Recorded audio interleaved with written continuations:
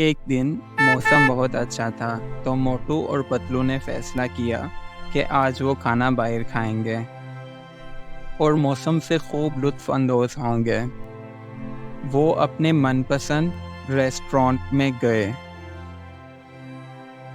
और अपनी favourite dishes order की और खूब मज़े से खाईं।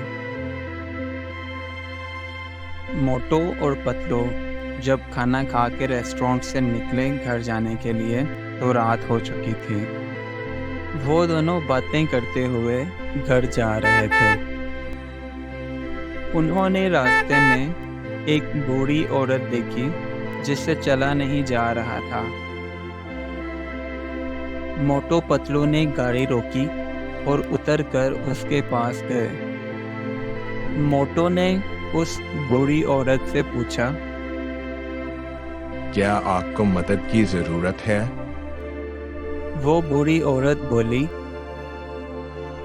हाँ बेटा, आप प्लीज़ मुझे मेरे घर तक छोड़ दें। उन्होंने उस बूढ़ी औरत को अपनी गाड़ी में बिठाया और उसको उसके घर पहुंचा दिया।